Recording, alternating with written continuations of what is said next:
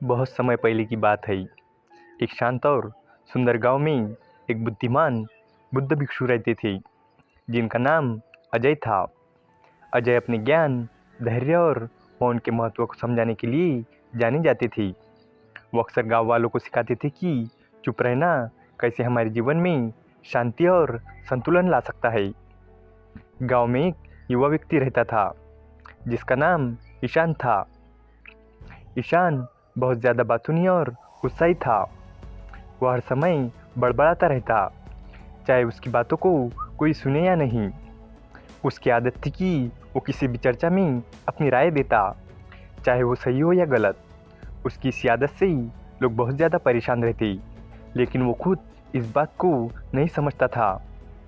लेकिन एक दिन गांव के कुछ लोग अजय के पास आए और ईशान की आदत के बारे में शिकायत की। अजय ने मुस्कुराते हुए कहा, मुझे ईशान से ही बात करनी होगी। और फिर अगले दिन अजय ने ईशान को अपने आश्रम में बुलाया। ईशान खुशी खुशी वहां पहुंचा और बोला, गुरुजी, आपने मुझे बुलाया? अजय ने धीरे से कहा, हाँ ईशान, मैं तुम्हें एक कहानी सुनाना चाहता हूँ, क्या तुम सुनोगे? ईशान ने उत्सुकता से कहा, जी गुरुजी, मैं ज़रूर सुनूंगा। अजय ने कहानी सुनाना शुरू की और बोला, बहुत समय पहले एक राजा था, जो बहुत ज़्यादा ज्ञानी और न्यायप्रिय था। उसका एक वफादार मंत्री था, जिसका नाम रामू था। रामू राजा का प्रिय था और हमेशा उसकी सलाह मानता था। लेकिन एक बात थी जो रामू को बहुत ज़्यादा परेशान करती थी।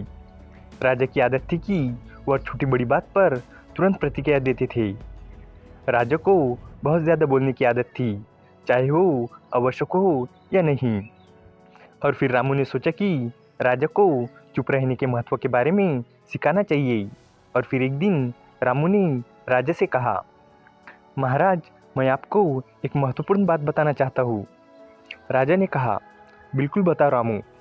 रामू बोला, महाराज, क्या आप जानते हैं कि मौन में कितनी शक्ति होती है? कभी कभी चुप रहने में ही बुद्धिमानी होती है। राजा ने इसे हल्के में लिया और कहा, मैं समझता हूँ, लेकिन मैं तो राजा हूँ, मुझे तो बोलना ही पड़ता है। रामू ने राजा को एक परीक्षण की सलाह दी और कहा, महाराज, आइए एक हफ्ते के लिए एक प्रयोग करते हैं। इस दौरान आप केवल तभी बोलोगे जब बहुत ज़्यादा आवश्यकता होगी। देखते हैं कि इसका क्या परिणाम होता है। राजा ने रामू की बात मानी और परीक्षण शुरू हो गया।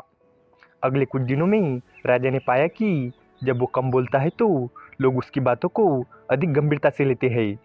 उसने देखा कि उसकी समझदारी और निर्णय लेने की क्षमता बढ़ गई है।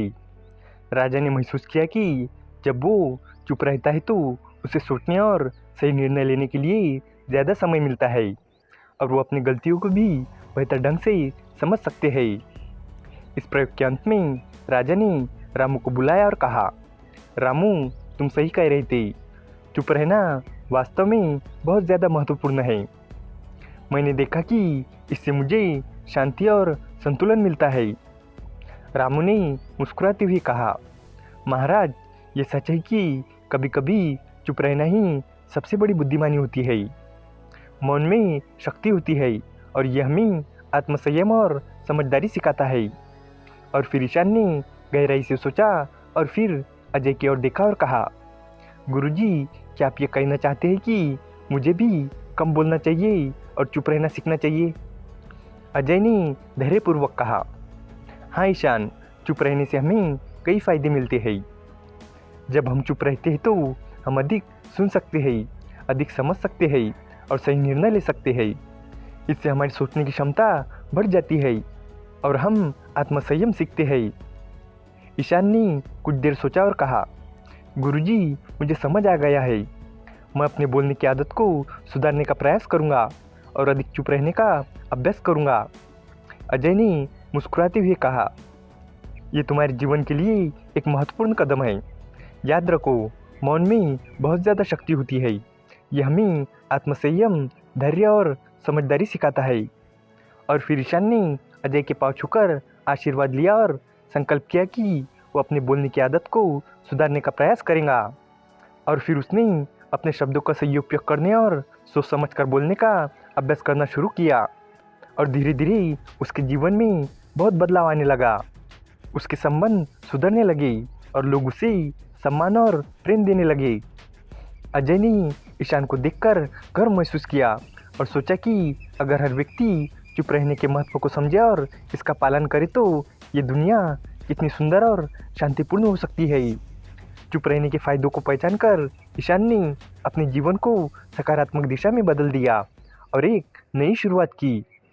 इस प्रकार अजय और ईशान की कहानी ने गांव के लोगों को भी चुप रहने के महत्व की एक महत्वपूर्ण शिक्षा दी। और फिर सभी ने मिलकर यह संकल्प लिया कि वो अपने शब्दों का सही उपयोग करेंगे और मौन का पालन करेंगे। इससे गांव में शांति, समझदारी और संतुलन का वातावरण बना रहेगा। इस कहानी से हमें सीख मिलती है कि चुप रहने में बहुत ज़्यादा शक्ति होती है। मौन हमें आत्मसंयम, धैर्य और समझदारी सिखाता है। जब हम चुप रहते हैं तो हम अधिक सुन सकते हैं, अधिक समझ सकते हैं, सही निर्णय ले सकते हैं और लोगों से अच्छे संबंध बना सकते हैं। इसलिए हमें मौन का महत्व समझना चाहिए और इसे अपने जीवन में भी अपनाना चाहिए। उम्मीद है कि आपको ये कहानी पसंद आई होगी और भी इसी तरह की इंस्पायरिंग और मोटिवेशनल स्टोरीज़ के लिए हमारे चैनल को सब्सक्राइब करें। तो चलिए मिलते हैं अगले वीडियो में। तब तक के लिए goodbye and stay healthy.